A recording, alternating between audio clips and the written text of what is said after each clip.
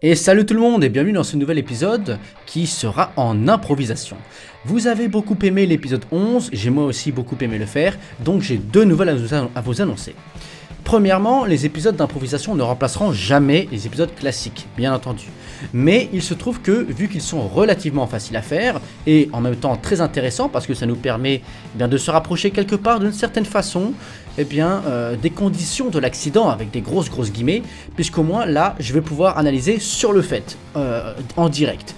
En général, quand on a un accident de la route, on n'a pas le temps de le regarder 8 fois au ralenti, etc. Donc, quelque part, il y a une vraie plus-value derrière ces épisodes. Et deuxièmement, ces épisodes-là, ils vont avoir une fréquence constante. Oui, cette fois-ci, je vais essayer de faire les choses sérieusement. Donc, n'oubliez pas, pensez à vous abonner juste ici. Et en même temps, si vous voulez bien suivre les épisodes, cliquez sur la petite cloche, m'envoyez toute notification relativement à cette chaîne, enregistrer. Et voilà, vous êtes enregistré à Motovlog France. Alors, on va commencer cette petite analyse en improvisation, donc c'est parti. Alors, qu'est-ce que je peux marquer? Qu'est-ce que ça fait là, ça? Oh bah dis donc, quelqu'un d'autre a dû utiliser mon ordinateur. Attends, qu'est-ce que c'est que ça? Encore.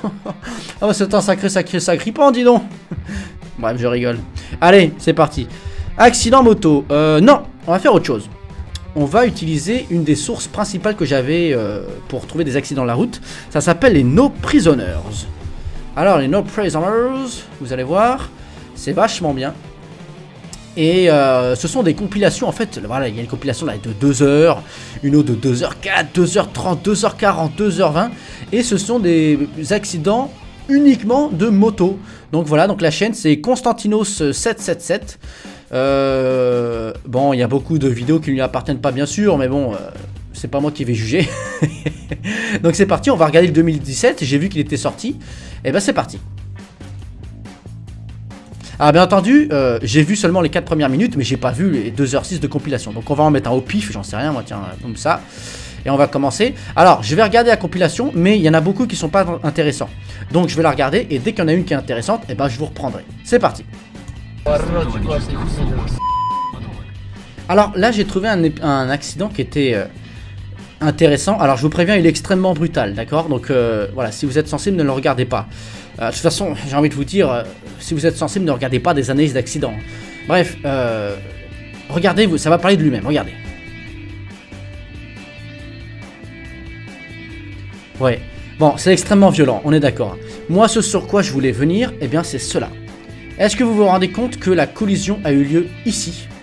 D'accord? Et que le gars, il s'est été transporté jusque là. Alors que sa direction était celle-ci. D'accord? Donc c'est en plus une collision frontale. C'est-à-dire que non seulement sa vitesse a été totalement absorbée, mais en plus, le choc a été tellement violent qu'il a été envoyé, alors je sais pas moi, cette voiture, elle doit faire un bon 4 mètres, allez, mettons, je sais pas moi, allez, 1, 2, 3, allez 3 fois, allez, je dirais un bon 12 mètres. Le gars a été envoyé à 12 mètres. Vous voyez, ça c'est quelque part un point qui est important avec les accidents de moto. Les gens sous-estiment souvent la gravité d'un choc. À moto, on est vraiment extrêmement sensible. Regardez ce pauvre gars, par exemple, le pauvre, il n'est pas équipé. La plupart du temps, moi je l'ai déjà vu, il n'a même pas de casque. Quand on n'a pas de casque, ça c'est quelque chose que j'ai pu constater avec la plupart des accidents que j'ai vus. Ça n'a vraiment mais rien à voir. C'est incroyable. Je comprends que le casque ait été rendu obligatoire parce que dès qu'un gars n'a pas de casque, à chaque fois dans un accident, il est systématiquement inconscient, si ce n'est pire. Alors que j'ai déjà eu plein d'accidents avec des mecs super bien équipés, et bien qui derrière se relevaient instantanément. Donc là encore, l'équipement les gars, l'équipement. Allez, on regarde un autre. Je nous ai trouvé une autre vidéo plutôt intéressante. Regardez ça.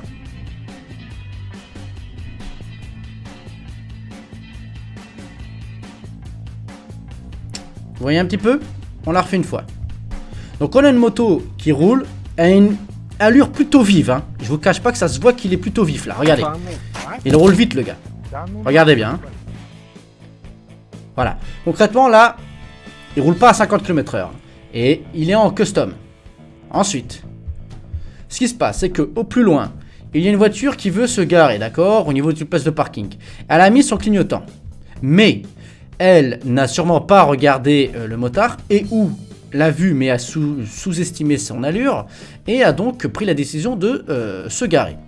Sauf que le motard, avec l'allure qu'il a eue et son manque d'anticipation, parce que, pourquoi je dis manque d'anticipation? Parce que tout simplement, la voiture en question s'il avait regardé plus au loin, il aurait vu qu'elle avait une allure anormalement lente. Et quand une voiture a une allure anormalement lente, ça signifie qu'elle s'apprête à faire quelque chose. Si la voiture ralentit, c'est pour une raison. Sinon, elle aurait continué à une allure tout à fait normale. Elle aurait continué tout droit, sans avoir spécialement de ralentissement au niveau de son allure. Mais là, non. Le problème, c'est que elle se gare tout simplement. Donc, elle prend cette direction-là. Le motard, lui, il va tout droit, et bah boum, c'est la collision, tout simplement. C'est la collision. Et le problème, c'est que, là, vu que le motard allait vite, eh bien, il n'a pas le temps de réagir. Regardez bien, hein. Voilà. On voit qu'il commence à utiliser à peu près son frein à ici. Concrètement, utiliser son frein là, le gars, il est là. À 50 km/h, la distance de freinage, d'accord, non, pardon, la distance d'arrêt, c'est 5 x 5, c'est 25 mètres.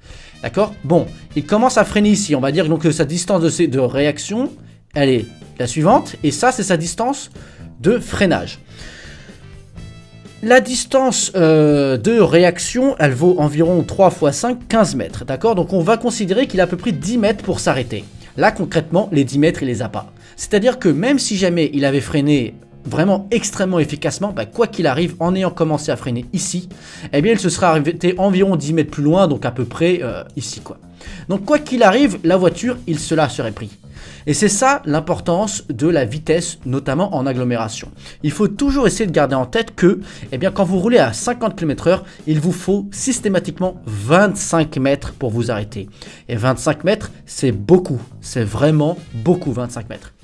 C'est pour ça que, en général, là par exemple, un motard pourrait nous dire, oui mais alors, c'est qui est en tort? Eh bien là j'ai envie de vous dire, les deux. Les deux. Pourquoi les deux? Tout simplement parce que la voiture aurait en effet dû regarder le motard. Mais le motard aurait dû lui aussi regarder la voiture. Dans un accident, il y a toujours une conjonction de circonstances, de raisons, d'explications. Et il se trouve que là, si le motard avait roulé normalement, il n'y aurait pas eu d'accident. Si la voiture avait regardé au loin, il n'y aurait pas eu non plus d'accident.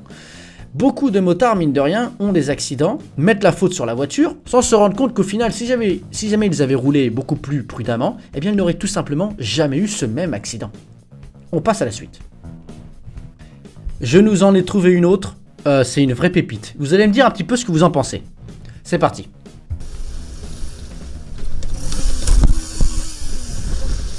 Fucking cunt! Oh! What the fuck? Ah, le petit anglais. Allez, on se re-regarde ça une autre fois, s'il vous plaît. J'aimerais que vous me disiez un petit peu votre première impression. Selon vous, qui est en tort? Vous vous doutez un petit peu de ce que je vais penser. Alors, attendez que je retrouve la vidéo. Bah, c'est parti. Tape. Vous commencez sûrement à me connaître. Voilà ce que j'en pense. Concrètement, là, le motard, on est sûrement donc en Angleterre, ça roule à gauche, comme on peut le voir ici, ça roule à gauche. Il est prioritaire, parce que là on voit bien qu'il y a un céder le passage, d'accord? Alors je sais que vu que c'est en Angleterre, tout est un petit peu inversé, mais bon, essayez de suivre avec moi. Donc on avait ici, je vais vous aider un petit peu, vous voyez, ici il y a les bandes, donc c'est un céder le passage. Donc le motard est prioritaire, le motard a vu la voiture. Le motard a vu que la voiture a déjà dépassé la ligne. Et qu'est-ce qu'il fait? Plutôt que d'essayer de faire une manœuvre d'évitement franche, c'est-à-dire vraiment et aller à gauche, éviter la voiture et continuer sa route, ou bien s'arrêter net pour essayer de laisser passer la voiture, eh bien il fait ce que j'appelle une réaction obtuse, c'est-à-dire la main directement au niveau de la poignée d'accélération, un petit coup de rupteur, et c'est parti rouler jeunesse. Je vais faire remarquer à cette voiture, ici, qu'elle est en tort, que c'est moi qui ai la priorité, et au final, qu'est-ce qui se passe quand on est obtus? Eh bien voilà ce qui se passe. Un choc. Un choc, on a mal, on s'est dit, oui mais, c'est moi qui ai raison, c'est moi qui ai raison. Et on s'énerve. Et on a mal. Le problème, c'est que concrètement, si le motard avait été, je dirais, un petit peu plus soucieux de sa sécurité plutôt que du bien-être de la sécurité routière ou du bon respect du code de la route, eh bien peut-être aurait-il réagi différemment. Alors, bien entendu, je ne tiens pas non plus à trop mettre la faute sur le motard. Il est vrai que dans ce genre de situation, il serait plutôt difficile de savoir exactement comment on aurait réagi. Peut-être a-t-il mis un quadrupteur, comme on mettrait un coup de klaxon, histoire de se faire remarquer. Voyons voir ça. Non. Concrètement, il arrête de freiner, il a tout de suite, vous voyez ici là, regardez. Il a déjà lâché le frein. Il a lâché super tôt le frein. Regardez-moi là, hein, regardez bien. Là, il est en train de regarder la voiture. Là, il a vu. Voilà. Là, il a déjà vu à l'allure qu'avait la voiture, il a tout de suite compris qu'il allait se faire refuser la priorité. Il l'a vu ici. D'accord? Il l'a vu ici. On le voit pourquoi? Tout simplement parce que non seulement il a arrêté d'accélérer, et en plus, il a commencé à gripper le frein avant. Donc déjà ici, il sait que la voiture ne va pas lui laisser la priorité. Ou du moins, il s'en doute. Et pourtant, il continue. Il continue sa route, il force un petit peu sa chance.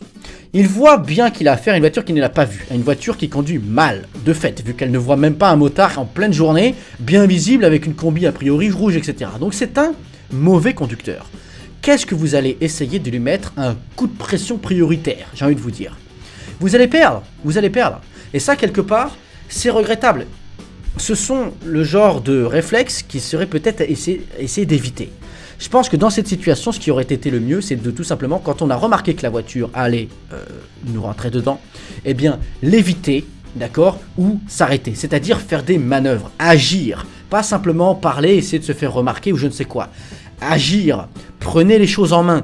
Une voiture vous fonce dedans, n'essayez pas de klaxonner, de faire un coup de bruit ou je ne sais pas quoi. Ça s'appelle une réaction passive. C'est-à-dire que vous attendez que ce soit l'autre qui agisse. Sauf que concrètement, là vous avez déjà la preuve que c'est un mauvais conducteur. Donc vous laissez l'initiative à quelqu'un qui ne sait pas conduire?